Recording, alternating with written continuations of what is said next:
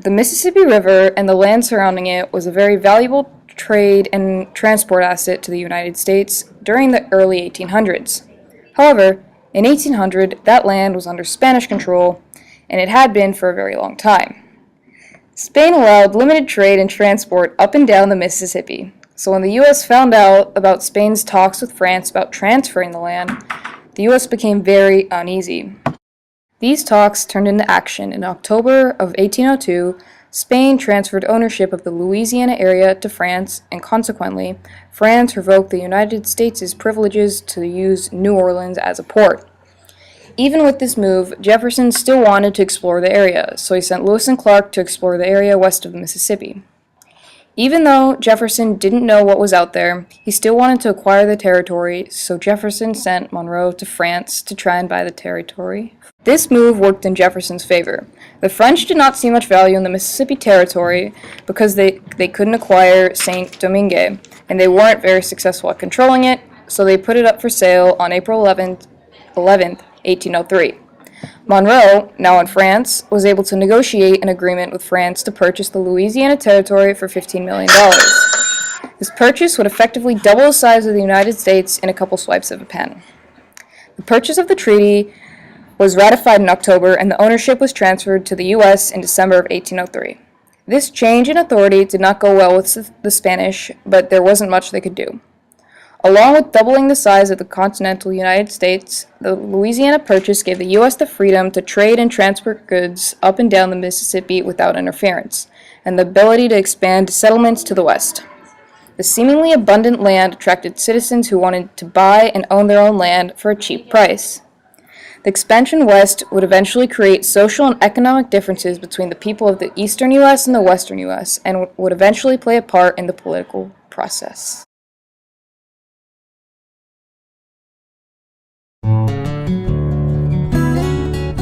The Florida Territory had been under the ownership of the Spanish for quite some time, until around 1810. Around 1810, Spain was at war with France, and so many of Spain's military resources and other resources in general were used for the war. This left Spain's colonized land in the west to be practically free from Spanish authority, because Spanish leaders were too preoccupied. So, in 1810, American settlers that lived in West Florida rebelled against the landowners, or the Spanish. Madison used this rebellion to claim part of the West Florida that was rightfully part of the United States due to the Louisiana Purchase, but this was their first opportunity to take it because the Spanish were too weak to fight back.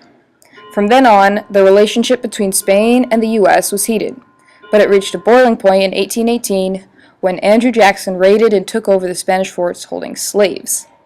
Jackson's actions were popular with the American people because they were taking back what was theirs. However, this also strengthened John Quincy Adams, the Secretary of State at the time, political's hand. Using this pressure, Adams was able to negotiate a treaty called the Adams-Onis Treaty, giving East Florida to the United States and claiming that Spain did not control West Florida anymore.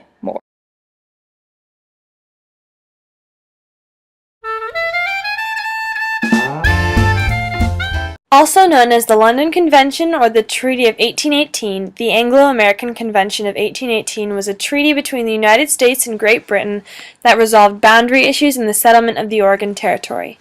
Albert Gallatin, the ambassador to France, and Richard Rush, the ambassador to Britain, represented the Americans in this convention, while Frederick John Robinson, the Treasurer of the Royal Navy / member of the Privy Council, and Under-Secretary of State Henry Goulburn were present for Britain.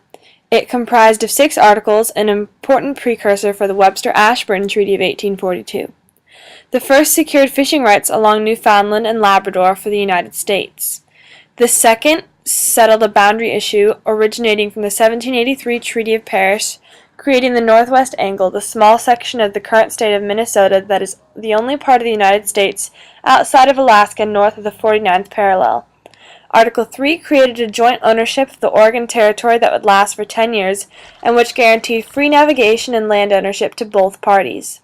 Articles 4 and 5 settled differences that the U.S. and Great Britain had from the Treaty of Ghent that ended the War of 1812 and extended the longevity of the earlier Anglo-American Convention of 1815.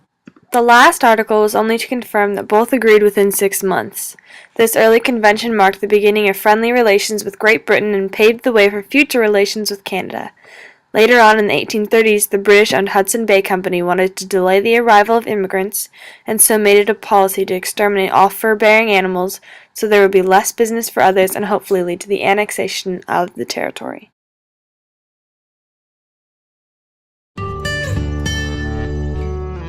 Around the time of 1818 and 1819, Spain controlled the Pacific Northwest, California, Texas, Florida, and other scattered areas west and south of the Louisiana Purchase. However, even though Spain controlled these vast areas, there were serious internal problems and many rebellions arose within these western colonies. These rebellions led to the signing of the Adams-Onis Treaty in 1819, signed by the Secretary of State John Quincy Adams and Spanish Foreign Minister Lord Don Luis de Onis, and later ratified in 1821. The treaty defined the western limits of the Louisiana Purchase and Spanish land, so border disputes would not be an issue.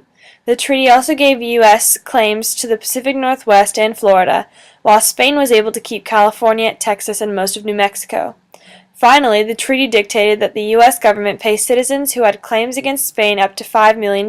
This treaty was a critical component of defining the U.S.-Mexico border that settled issues for almost 30 years until the Mexican-American War.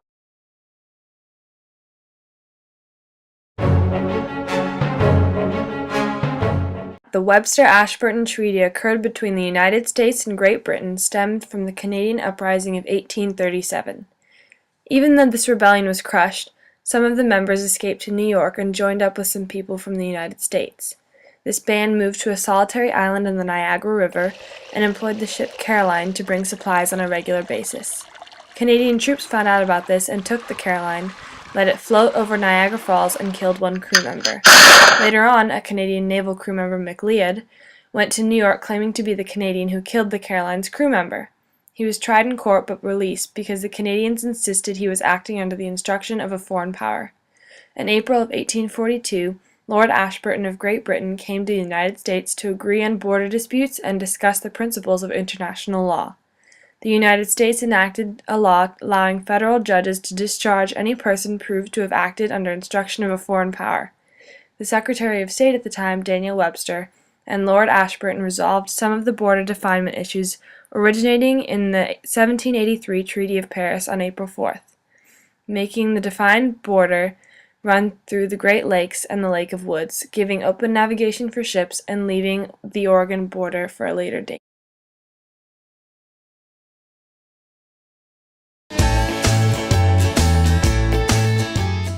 James K. Polk relied heavily on the American value of territorial expansion to hoist himself up to the position of the 11th president.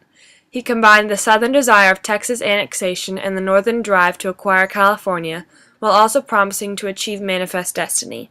The 8th president, Martin Van Buren, had decided not to annex Texas because the Mexicans were threatening war. However, the 10th president, John Tyler, did not hesitate to join it to the United States on December 29, 1844, in the twilight of his term. As tensions continued and the war threat was yet to be followed through on, the United States sent an unsuccessful ambassador to Mexico to negotiate for today's New Mexico and California, and straighten out border issues. On May 13, 1846, the United States declared war on Mexico and captured Mexico City in September, at which time the clerk of the Department of State, Nicholas Trist, started peace negotiations. The Treaty of Guadalupe Hidalgo was signed, giving 525,000 square miles to the U.S. for $15 million, and the U.S. assumption of $3.25 million of debt owed to private Americans. On August 8, 1846, Congressman David Wilmot introduced a document asking that all the territory gained in this treaty was to be a no-slavery zone. This did not pass but caused a political firestorm in Congress, as it was one of the first of its kind.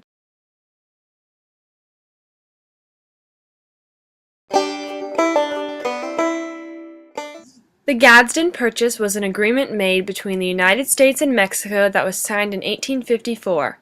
The United States agreed to pay Mexico $10 million for a 29,670 square mile portion of Mexico, later becoming part of today's Arizona and New Mexico. The Americans wanted this territory because it provided the land necessary for a southern leg of the Transcontinental Railroad. The treaty also attempted to resolve leftover conflicts that resulted from the Mexican-American War. Tensions continued, however, as both Mexico and the United States claimed Mesilla Valley. Citizens on both sides were confused and both attempted to live in the valley. Private American citizens entered Mexico to cause rebellion and attempted to trigger a war or treaty so the United States can gain more territory. Eventually, this did occur because the United States wanted to purchase the Isthmus of Tehuantepec to build a southern route for the Transcontinental Railroad, but Mexican President Juan Ceballos did not agree to this, which angered American investors. Mexican troops evicted all of the American settlers from the Mesilla Valley, outraging the ex-residents as well as the U.S. government. On December 30th, 1853, Mexican President Antonio de Santa Anna and James Gadsden, the minister to Mexico, signed a treaty stipulating that the United States would pay $15 million for 45,000 square miles of south of the New Mexico territory and agreed to try and prevent private U.S. raids on Mexican territory. The United States Senate ratified a revised treaty on April 25, 1854, which reduced the amount paid to Mexico to $10 million and the land purchased shrinking to 29,670 square miles. President Pierce signed the treaty and Gadsden presented the revised edition to President Santa Anna, who signed it on June 8, 1854.